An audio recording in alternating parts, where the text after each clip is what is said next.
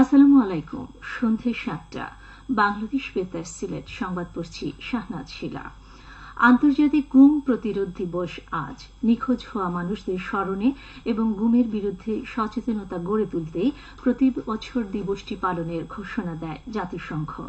২০১০ সালের ডিসেম্বরে international convention for protection of all persons engaged in force disappearance সম্মেলনে যে আন্তর্জাতিক সনদ কার্যকর হয় তাতে ৩০ আগস্টকে গুমের শিকার ব্যক্তিদের স্মরণে আন্তর্জাতিক দিবস হিসেবে ঘোষণা করা হয়।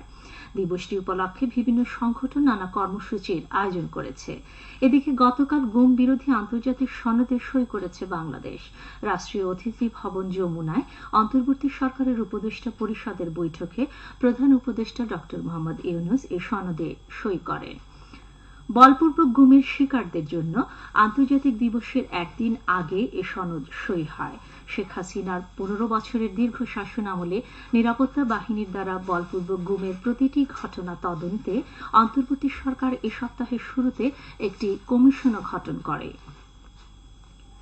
মৌলভীবাজারের সার্বিক বন্যা পরিস্থিতির উন্নতি হয়েছে, তবে জুড়ি নদী, হাকালুকি ও কাওয়াদিঘি হাওরের পানি অপরিবর্তিত রয়েছে।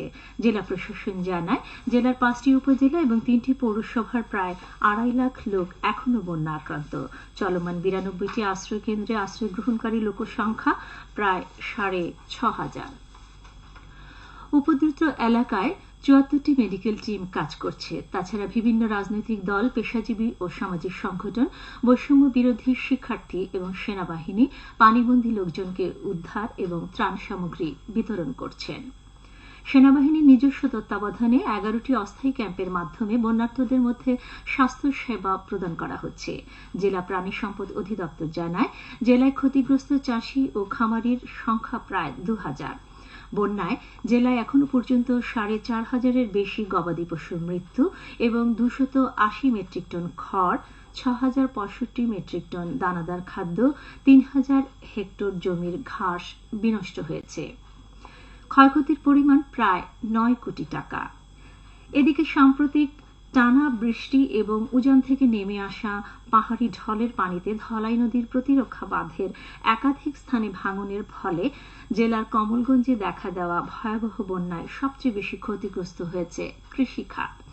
উপজেলা কৃষি অফিস জানায়, বন্যায় ১০০ হেক্টর আউশ ও ৩,০০০ হেক্টর আমনের ফসল ও সবজি ক্ষেত নষ্ট হয়েছে। এতে উপজেলার প্রায় ৬,৫০০ কৃষক ক্ষতিগ্রস্ত হয়েছেন।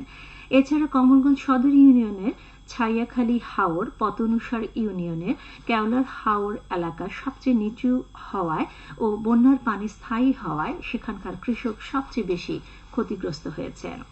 উপজেলা কৃষি অফিস আরও জানায়, ক্ষতিগ্রস্ত কৃষকদের তালিকা করা হয়েছে। কৃষকদের মাঝে দ্রুত সময়ে আমনের ৭৫ ও বিনা ১৭ জাতের বীজ সরবরাহ করা হবে, যা দ্রুত সময়ে রোপণ করা হবে।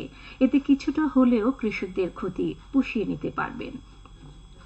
এদিকে সাম্প্রতিক বন্যায় হবিগঞ্জের প্রাণী সম্পদ ক্ষেত্রে ব্যাপক ক্ষয়ক্ষতি হয়েছে। প্রাণী সম্পদ বিভাগ জানায়, জেলার ক্ষতির পরিমাণ প্রায় ৩২.৫ লাখ টাকা হলেও বাস্তবে ক্ষতির অঙ্ক আরও বড় হতে পারে। সরকারি হিসেবে জেলায় ৪০টি গবাদি পশুর খামারে ক্ষতি হয়েছে প্রায় ১৫ লাখ, হাঁস মুরগির ৩৫টি খামারে প্রায় ১১ লাখ এবং ২১ টন গোখাদ্য নষ্ট হয়েছে। পশুপাখি মারা যাওয়ায় ক্ষয়ক্ষতি হয়েছে আরও প্রায় ৫ লাখ টাকা। জেলা প্রাণী সম্পদ অধিদপ্তরের হিসাবে জেলার ১৭টি ইউনিয়ন বন্যা কবলিত হয়। এর মধ্যে সদর উপজেলায় ৪টি, মাধবপুরে ৭টি, বাহুবলে ৩টি এবং চুনারুঘাট উপজেলায় ৩টি ইউনিয়ন রয়েছে। এদিকে জেলায় ৪০টি গবাদি পশুর খামার এবং ৩৫টি হাঁস মোরগের খামার বন্যায় ক্ষতিগ্রস্ত হয়েছে।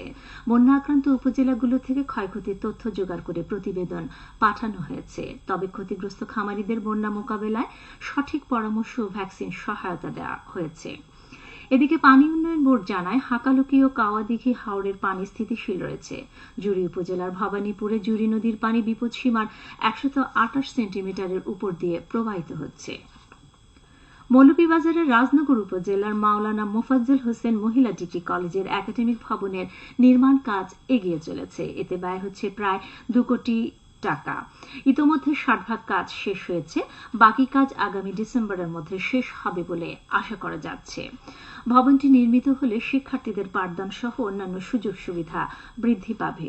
শিক্ষা প্রকৌশল অধিদপ্তর তা বাস্তবায়ন করছে। ইমালন গাংসি, ইমালন ইসি, ইমালন নুংশিসি এই স্লোগানকে সামনে রেখে মৌলভীবাজারের কমলগঞ্জে আজ উদযাপিত হয়েছে মণিপুরী ভাষা দিবস। মণিপুরী ভাষা গবেষণা উন্নয়ন সংস্থার উদ্যোগে দিবসটি উপলক্ষে অনুষ্ঠিত হয়েছে আলোচনা সভা ও মণিপুরী ভাষা প্রশিক্ষণপ্রাপ্ত শিক্ষার্থীদের মধ্যে শিক্ষা উপকরণ বিতরণ।